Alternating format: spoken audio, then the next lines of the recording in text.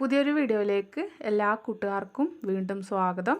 നെത്തോലി മീൻ വെച്ച് വളരെ ടേസ്റ്റി ആയിട്ടുള്ളൊരു റെസിപ്പിയുമായിട്ടാണ് കേട്ടോ ഇന്ന് ഞാൻ വന്നിട്ടുള്ളത്. എപ്പോഴും കഴിക്കുന്നതിൽ നിന്നും കുറച്ച് വ്യത്യസ്തമായിട്ട് വളരെ ടേസ്റ്റി ആയിട്ടുള്ളൊരു റെസിപ്പിയാണിത്. അപ്പോൾ നമുക്ക് വീഡിയോ കണ്ടു നോക്കാം.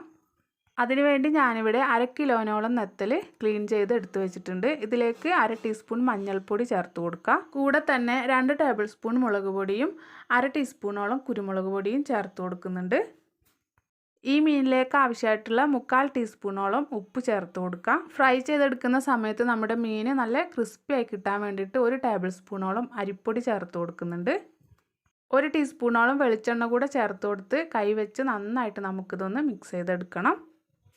ഉപ്പും മസാലയും അരിപ്പൊടിയൊക്കെ മീനിൻ്റെ എല്ലാ ഭാഗത്തേക്കും ആവുന്ന രീതിയിൽ നല്ല പോലെ തന്നെ ഒന്ന് മിക്സ് ചെയ്തെടുത്ത ശേഷം ഒരു അരമണിക്കൂറോളം നമുക്കിതൊന്ന് റെസ്റ്റ് ചെയ്യാനായിട്ട് മാറ്റി വെക്കണം.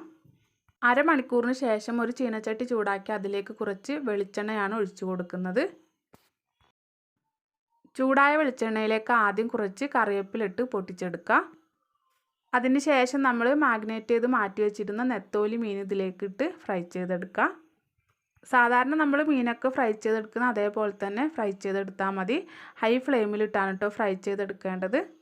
അപ്പോഴാണ് നമുക്ക് മീനൊന്നും പൊടിഞ്ഞു പോവാത്ത രീതിയിൽ നല്ല ക്രിസ്പി ആയിട്ട് ഫ്രൈ ആയി കിട്ടുള്ളൂ. ഫ്ലെയിം കുറച്ച് വെച്ച് നെത്തോലി മീൻ ഫ്രൈ ചെയ്തെടുത്ത് കഴിഞ്ഞാൽ മീനൊക്കെ പെട്ടെന്ന് പൊടിഞ്ഞു പോകും. അപ്പോൾ ഹൈ ഫ്ലെയിമിലിട്ട് മീനൊക്കെ നല്ലതുപോലെ തന്നെ ഫ്രൈ ചെയ്തെടുത്തിട്ടുണ്ട്. ഇനി ഈ ഫ്രൈ ചെയ്തെടുത്ത മീനിന് സ്പെഷ്യൽ ടേസ്റ്റ് കൊടുക്കുന്നത് എങ്ങനെയാണെന്നുള്ളത് നമുക്ക് കണ്ടു നോക്കാം. അതിനുവേണ്ടി നമ്മൾ മീൻ ഫ്രൈ ചെയ്തെടുത്ത അതേ ഓയിൽ തന്നെയാണ് എടുക്കുന്നത്. അതിലേക്ക് 1/2 ടീസ്പൂണോളം വലിയ ജീരകം ചേർത്ത് പൊട്ടിച്ചെടുത്തിട്ടുണ്ട്. ശേഷം ഇതിലേക്ക് ചേർത്ത് കൊടുക്കുന്നത് തേങ്ങാക്കൊത്താണ്. തേങ്ങാക്കൊത്ത് സ്കിപ്പ് ചെയ്യരുത് കേട്ടോ. അതിൽ മെയിനായിട്ടുള്ള ഒരു ചേരുവ തേങ്ങാക്കൊത്താണ്. തേങ്ങാക്കൊത്ത് ഒന്ന് മൂത്ത് വന്നതിന് ശേഷം പിന്നെ ഇതിലേക്ക് ചേർത്ത് കൊടുക്കുന്നത് കുറച്ച് ഇഞ്ചിയും വെളുത്തുള്ളിയും ചതച്ചെടുത്തതാണ്. ഇതും ഒന്ന് മൂത്ത് വന്ന് കഴിയുമ്പോൾ പിന്നെ ഇതിലേക്ക് ഒരു 10-12 അല്ലി ചെറിയുള്ളി തൊലി കളഞ്ഞ് ചെറുതായി കട്ട് ചെയ്ത് ചേർത്ത് കൊടുക്കുന്നുണ്ട്. ചെറിയുള്ളി ഒന്ന് വഴറ്റിയെടുത്ത ശേഷം പിന്നെ ഇതിലേക്ക് മീഡിയം സൈസിലുള്ള ഒരു 2 വലിയ ഉള്ളി നീളത്തിൽ കനം കുറച്ച് കട്ട് ചെയ്ത് ചേർത്ത് കൊടുക്കുക.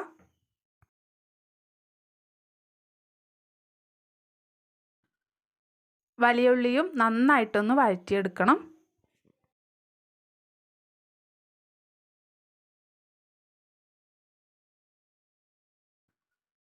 ഒന്ന് വഴറ്റിയെടുത്ത ശേഷം ഈ ഉള്ളിയിലേക്ക് ആവശ്യമായിട്ടുള്ള ഉപ്പ് ചേർത്ത് കൊടുക്കുക.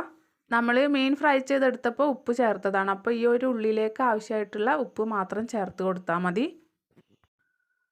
ഉള്ളി വീണ്ടും നല്ല പോലെ തന്നെ വഴറ്റി നല്ലൊരു ഗോൾഡൻ ബ്രൗൺ കളറാക്കി എടുക്കണം.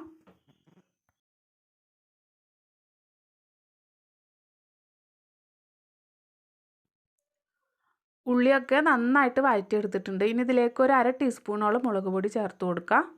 അതുപോലെ തന്നെ 1/2 ടീസ്പൂണോളം കുരുമുളക് പൊടിയും 1/4 ടീസ്പൂണോളം ഗരം മസാലപ്പൊടിയും ചേർത്ത് കൊടുക്കുക. നമ്മൾ ആദ്യം ഇതിലേക്ക് വലിയ ജീരകം ചേർത്ത് കൊടുത്തിരുന്നല്ലോ. അതിന് പകരം ജീരകപ്പൊടി ഉണ്ടെങ്കിൽ ഈ ഒരു സമയത്ത് അത് ചേർത്ത് കൊടുത്താലും മതി.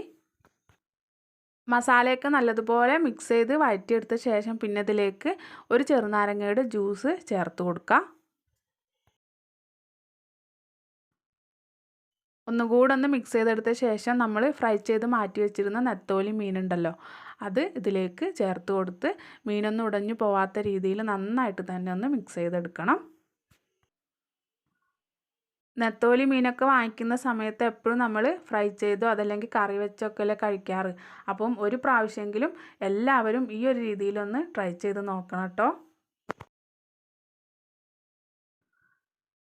ഇതുകൂടെ ഒന്ന് മിക്സ് ചെയ്തെടുത്ത് കഴിഞ്ഞാൽ ചൂടോടുകൂടെ തന്നെ നമുക്ക് സെർവ് ചെയ്യാവുന്നതാണ്. അപ്പോൾ വളരെ ടേസ്റ്റി ആയിട്ടുള്ളൊരു നെത്തോലി റെസിപ്പിയാണ് കേട്ടോ ഇത്. അടുത്ത പ്രാവശ്യം നെത്തോലി മീൻ വാങ്ങിക്കുമ്പോൾ തീർച്ചയായിട്ടും എല്ലാവരും ഒന്ന് ട്രൈ ചെയ്ത് നോക്കേണ്ട ഒരു റെസിപ്പി തന്നെയാണ് കേട്ടോ ഇത്. നല്ല ചൂട് ചോറിൻ്റെയും അതുപോലെ തന്നെ നല്ല ചൂട് കപ്പ പുഴുങ്ങിയതിൻ്റെയും അങ്ങനെ എല്ലാത്തിൻ്റെ കൂടെയും അടിപൊളി ടേസ്റ്റാണ് കേട്ടോ ഇത്. തീർച്ചയായിട്ടും എല്ലാവരും ട്രൈ ചെയ്ത് നോക്കാൻ മറന്നു പോകരുത്. നിങ്ങൾക്ക് വീഡിയോ ഇഷ്ടപ്പെട്ട ലൈക്ക് ചെയ്യാനും എൻ്റെ ചാനൽ സബ്സ്ക്രൈബ് ചെയ്ത് സപ്പോർട്ട് ചെയ്യാനും മറക്കരുത്. നമുക്ക് അടുത്ത നല്ലൊരു റെസിപ്പിയുമായി വീണ്ടും കാണാം.